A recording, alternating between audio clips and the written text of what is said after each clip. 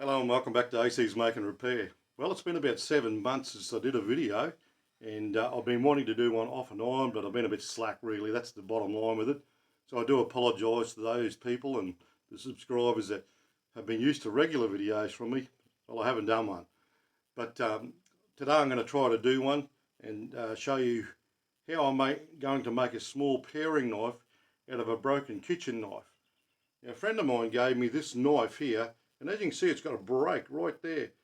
Actually, it had a small fatigue crack right about there, and one day you could see it because it's an older mark, and the break here was fresher, so there was a crack down about so far, and then it just one day, a little bit too much extreme pressure, and it broke. So today what I'm going to do is attempt to grind this down, which I think I should be able to do. Grind this down and make this the new tang. Hopefully this will be strong enough. I'm going to put a timber handle on it, made out of this timber here, and I'm going to try to do that today. So let's get into it. Okay, so here's the actual knife blade. I actually thought the crack was deeper. I hadn't looked at it this morning, but the crack actually went down about that far, but it was enough to weaken the integrity in the steel, so when it snapped, it's fairly high tensile sort of steel, which does concern me a little bit. Here I'll have to make sure I do that nice and smooth so it doesn't allow a score mark for this to crack away too. It's actually a fairly good quality knife, this one, and surprising that it did break, but that little score, that little crack there, definitely was enough to crack it all the way through. I don't know what my friend was doing with it when he broke it, but yeah, it broke really good. So what we're going to do is now grind this out. I'll zoom in a bit on that, and I'll go ahead and grind that now. And I'll radius that corner there because that will help, I believe, the chance of it cracking, if possible, you know. So I'm just going to use a little cutting disc on an angle grinder, the thin one. I find these really good. So I'll put a plunge cut in here first. Actually, I might go along the longitude first.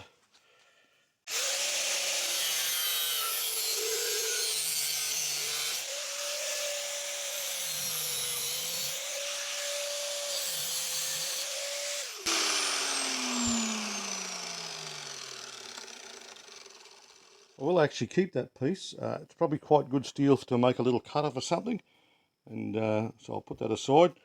The heat that went into that won't hurt that part of the tang. If anything, it would be beneficial because it may soften that part. I wouldn't think so overly, but it may. So I'm going to get the grinder and go on the bench grinder and grind that a bit. I've actually tapered it back this way a little bit, so when I glue it into the tang, it will actually hold a little bit. Not a massive amount, probably between there and there wouldn't even be a millimetre difference in thickness, but enough just to hold it so it won't slip out once I've epoxied it into the handle that I'm going to do.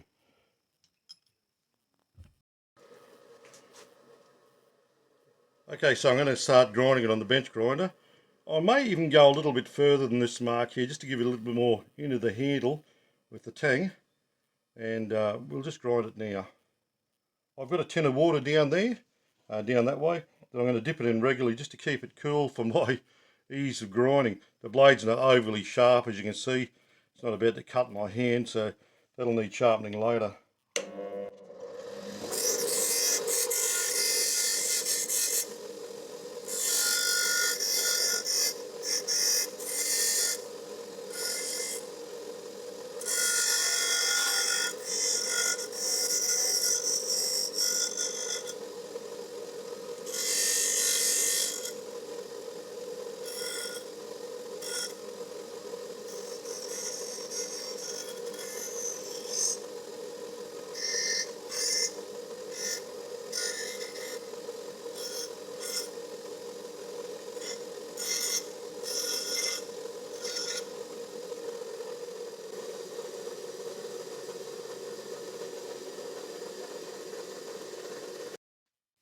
Okay, so I hope you can see that. I actually did this internal radius here with this little bit here in just a little die grinding stone. I put that in the drill press and I just did that radius a bit nicer.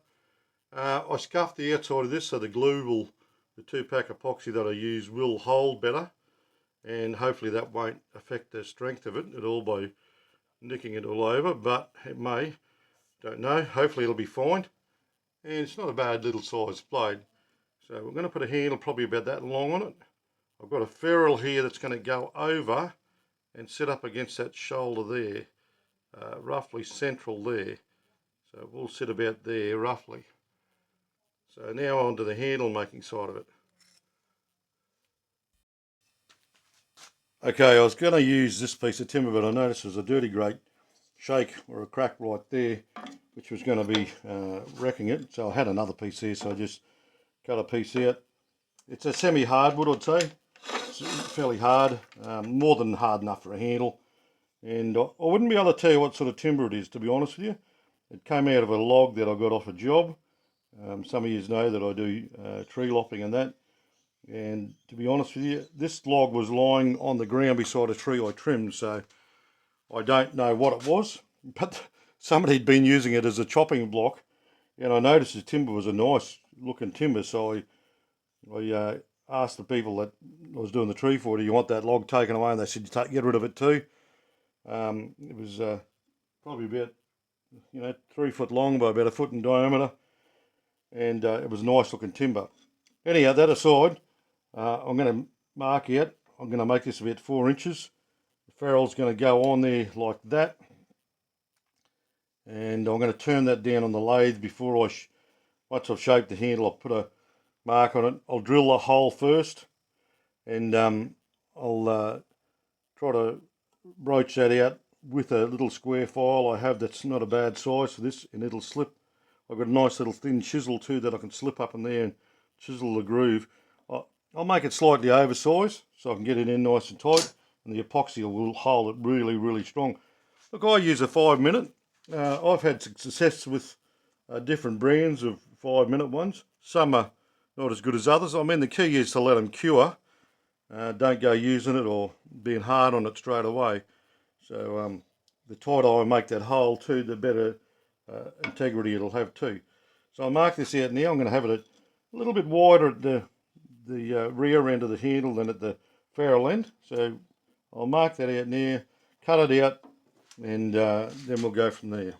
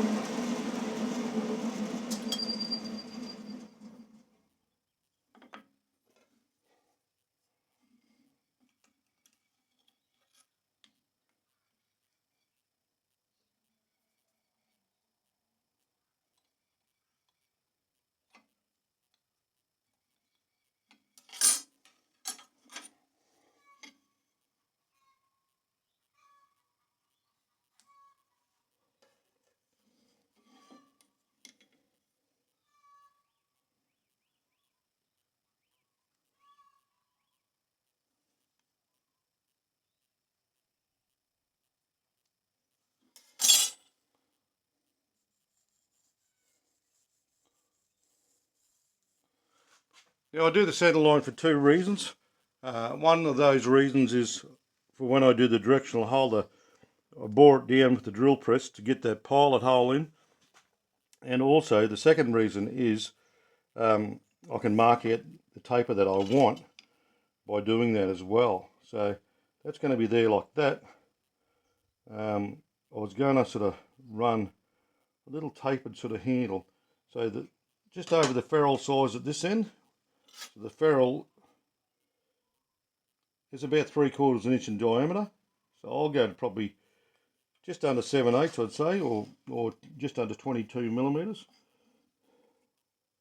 So that's on the ferrule end. So, and I'll check that as I go when it comes to when I turn it down to put that ferrule on.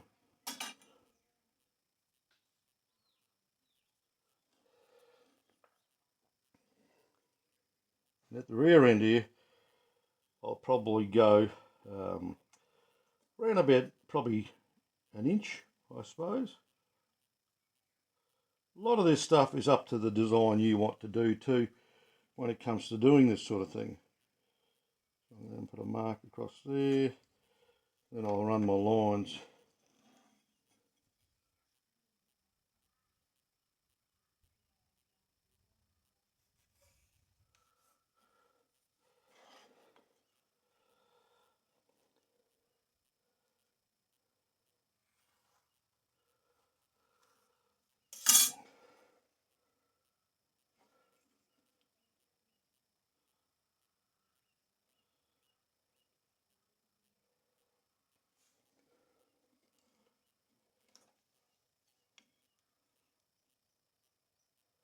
So that'll sit in there like that roughly.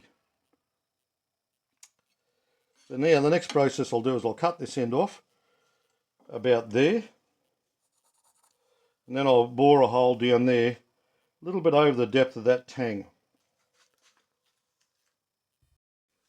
Okay, so I've marked a mark on the end for my spur drive on my lathe to lock into. I haven't cut the sides in yet, but I'm going to, just with an automatic centre punch, I'm going to mark that centre of the hole there for where the pilot hole for the handle goes in. I will line my drill bit up with that centre line. That's why I put that centre line on there. And I'll cut these sides down a little bit now too while I'm at it, and then go and sand them a bit to get them nice and neat.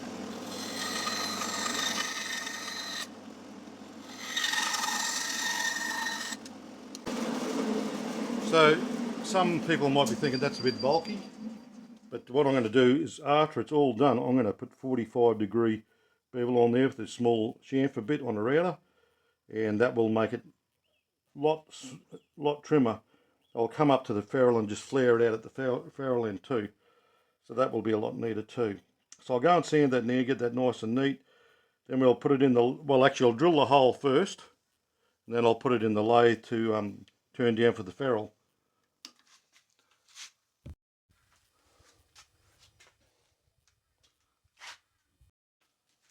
Alright, so this centre line here, I line up behind there as good as I can to centre. It won't matter if I'm a fraction out, I just don't want to be a lot out.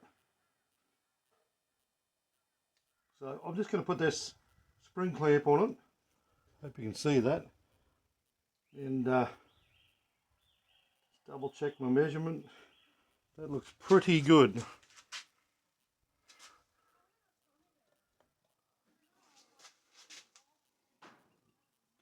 And then I'm going to tighten that up just to make sure I'm right.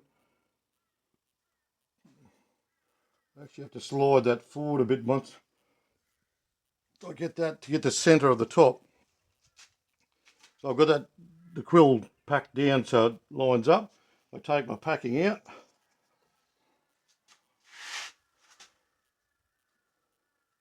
I'll have to move my bolt here on my fixture just so I can get that little hole there. Okay, as you can see, I've got it set up. This drill bit, unfortunately, has got a little bit of a wobble in it, but it will pull out enough. Once it starts drilling, it'll drill pretty true.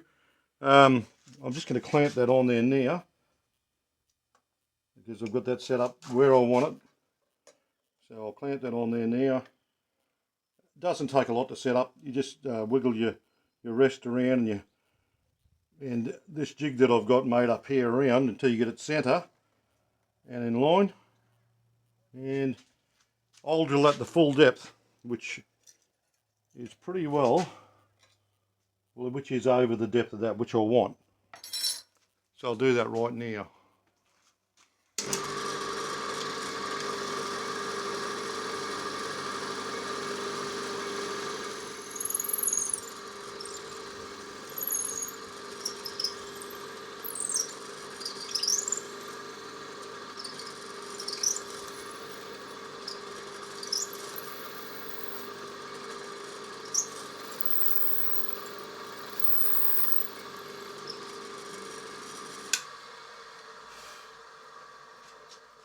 Now after I turn that, I will have to drill that a little bit deeper, and I will slot it a little bit with the drill bit too after I've turned it. Okay, so here's the physical end of my handle when it's finished size, and here's the physical end here. Like I said, about 4 inches long when it's done. So that ferrule goes on there. So I allow a bit of waste on either end, and I'll turn that down, this end down, slip that on, get a press fit on it, and I'll make sure it's nice and tight, and then I'll turn it up to that point there, which is about here, and that will give me a shoulder to put it up against. And once I've got that shoulder dead square, which I'll get dead square, we'll go from there.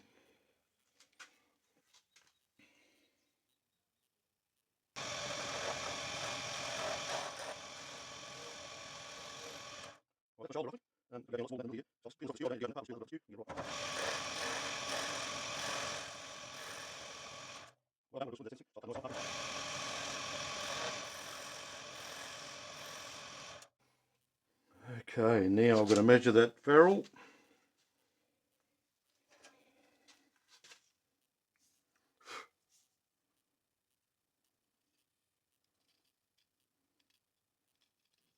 So it's roughly 18 millimeters inside, just under 3/4 of an inch on the inside. So I'll turn this end down here to roughly 18 millimeters, and that'll give me a guide point to go off.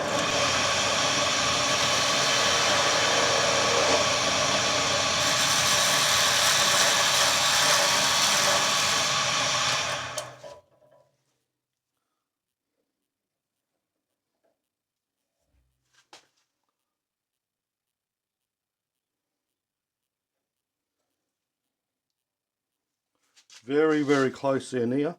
I'll just bevel the front edge.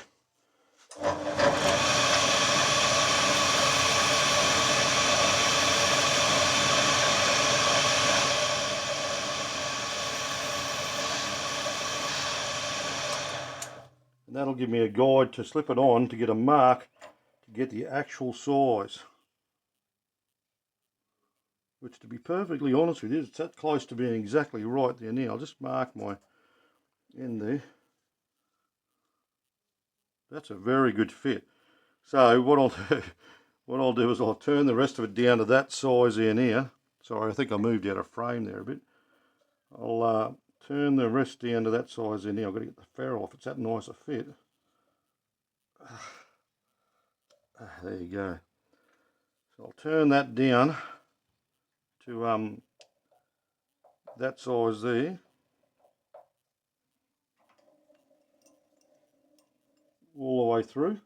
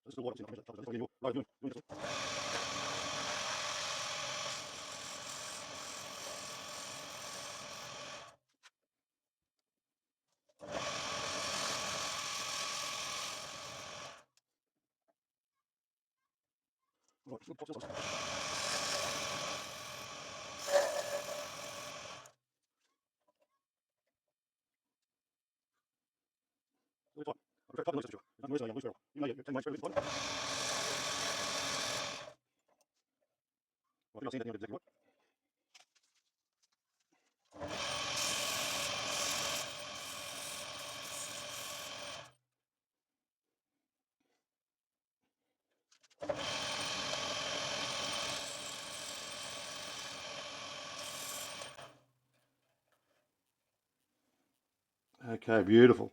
Right, I've got to slip that off, get the width right, cut it off, and put it back in the lathe here. And I'll drive that on there nice and tight. It's nice and tight up this end, that's good. So I'll get the width, cut it off, like so. Let's get the width, sorry if you can't see it.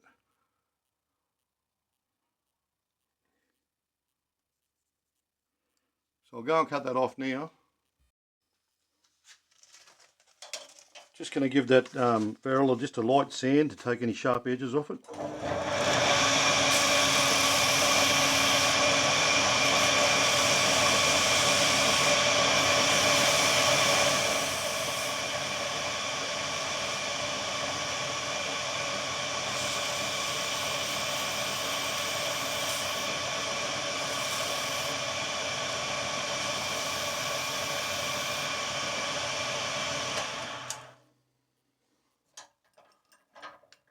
Okay, so there you have it. The ferrule's on nice and neat and nice and snug. I will 45 those corners down like I said, blend them in and nice and neat to that. Next stage, I'll drill that hole a bit deeper to the full depth. I will slot it out a bit, as I said before, and we'll go from there. I'm going to run the drill down in the centre of that a little bit.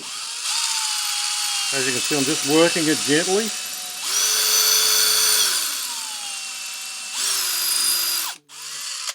Making sure that I stay parallel with the sides.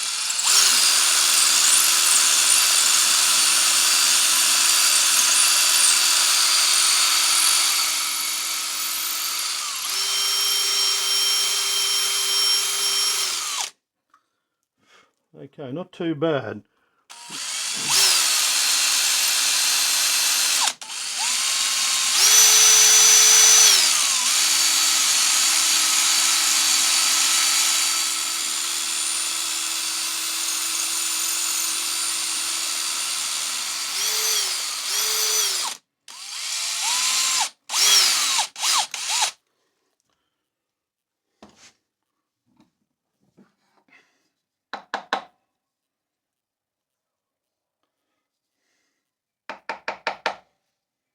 That just gives you a rough idea how it's going. Alright, it's going quite well. The drill bit was doing a good job there. I just checked it before. I didn't video it actually, but it's going really well. I noticed I'm a little bit off centre. It's a bit more of a depth here than there. So I'll make this the top. So handle's going to go in there nice and firm. If I can get it in there. I mean, the blade is going to go in there nice and firm, I should say. So far, so good. So I'll just keep going. I'm going to use that chisel again now, just to chisel that out. Now that I've done a bit with the drill, I'll just pair a bit with that chisel and then broach it out, sort of. Working really well. I can feel it peeling it. Nice. Very nice. You don't have to do this. You could drill a bigger hole. I'm only doing this because it's a little bit fussy really, but I'm doing it because it does bring it up a nice tight fit. So I'll just use the drill again to clean out that rubbish.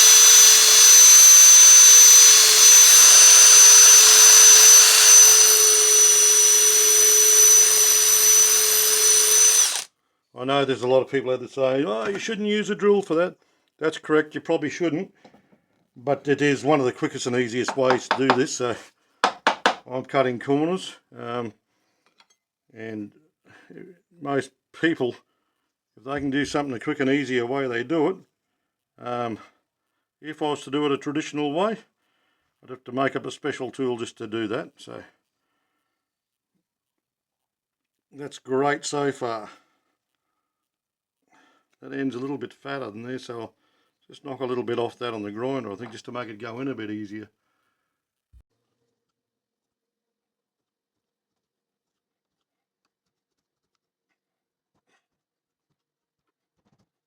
Let's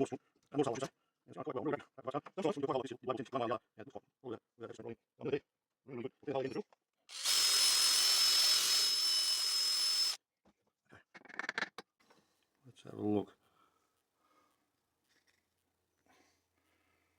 Right, so now what I'm going to do is this bottom edge here, I'm going to flare that hole so when I drive it in, it'll go right up against that shoulder as close as I can get to it, like that.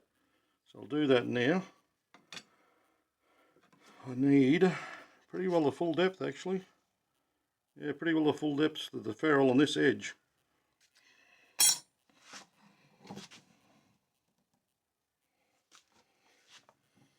I might get that chisel and just do them edges again.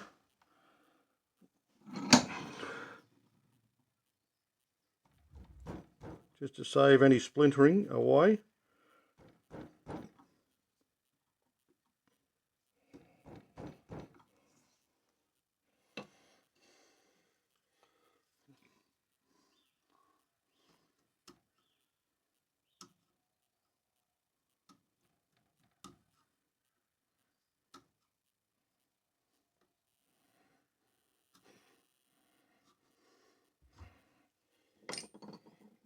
Keep my drill way away from the ferrule.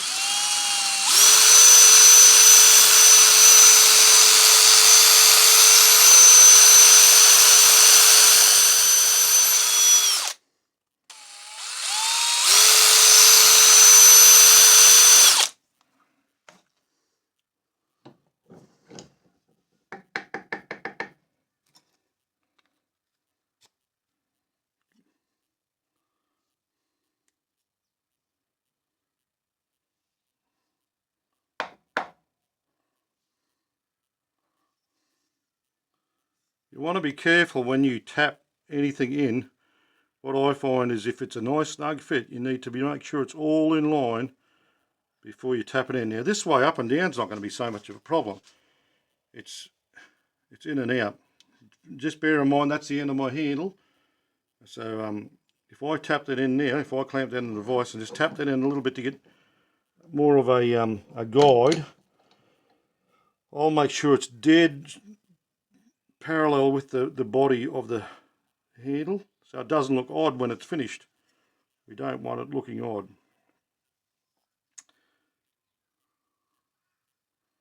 So I'll put that in there.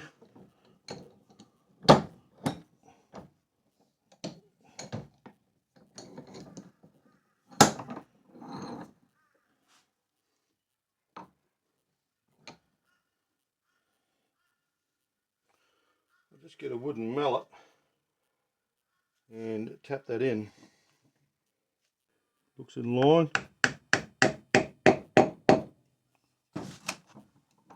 Let's have a look at that. Oh, look at that. Oops, there you go. That's gone in nice and right. Now I should be able to wiggle that out. It's fairly true, which is good. A little bit out. Well, that's pretty good. I'm more than impressed with that. Because sometimes I can get a bit of a kick on them. You know, I'll wiggle that out if I can. I'll have to put that back in the vise to get it back out. There we go. Just enough gluing room, which is good. Alright, so next thing I'm going to do is I'll trim this back to the length. Actually, before I trim the length back, I'll just make sure that length is what I want. I could probably actually go a little bit longer. I think I'll go a little bit longer. Can always trim it off. Can't put it back on. I'll trim it a little bit longer, and then I might actually trim it on a little bit of angle. Actually, that might look a bit more classy. All right. Okay, so I've set up a 45-degree chamfering bit in my router table. I'm now going to just run that over the corners like so. In the next few minutes I bevel the edges. However, the footage is not that good. For some unknown reason, the camera is vibrating with the router table, and it makes the footage very blurry. Now I think I can make that better by making a deeper cut. So I'm going to go a little bit deeper, and it should bring it really close to the edges there, which will make it a lot better, I think. Just a little bit deeper. I'll try that. But before I try it, I'll do just an eyesight, make sure it's not going to touch my ferrule, which it's not. I could actually probably go a little bit deeper still.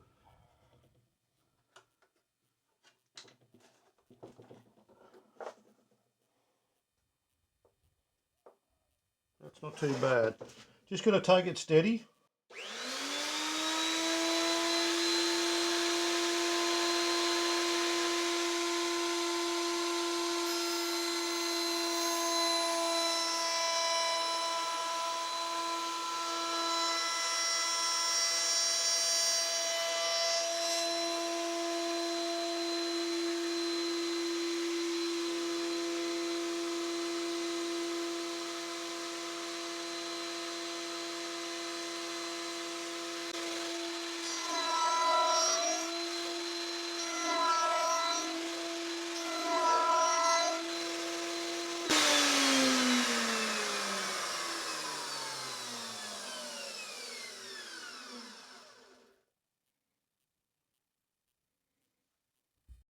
So there you have it, just roughly machined, no hand sanding done yet.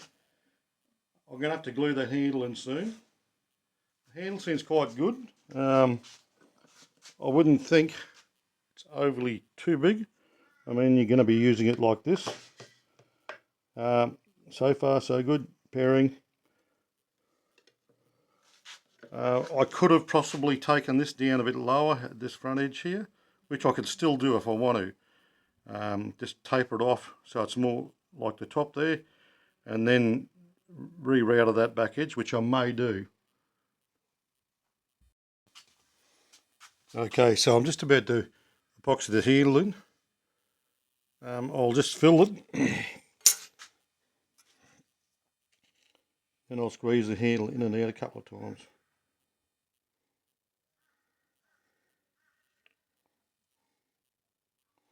And that'll definitely get it nice and circulated around the handle.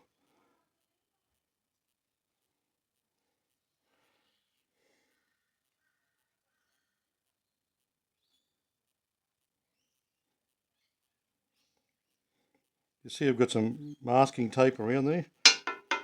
That's just once it's gone semi-off, I can scrape that off. And that'll help it to, I'll just bob that handle in and out a couple of times.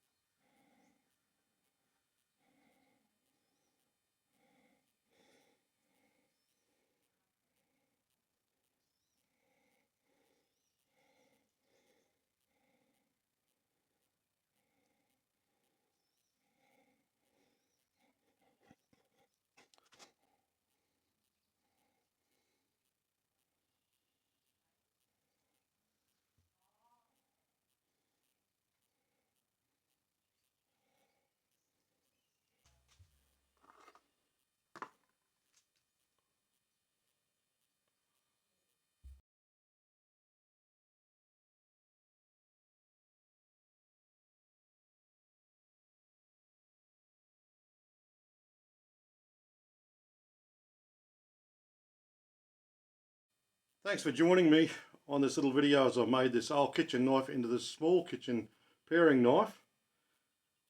It came up quite good, I thought. I just sanded the handle after it glued with just some fine sandpaper, just a light sanding, and I just coated it with some baby oil, some non-toxic mineral baby oil, and I tend to finish some of this stuff like that with that non-toxic mineral oil. You can get non-toxic mineral oils out there for kitchen chopping blocks, etc. too. But look, I appreciate you coming with me on this. If you like the video, please hit the thumbs up button. Suggest me to your friends, and I'll catch you on the next one. Bye for now.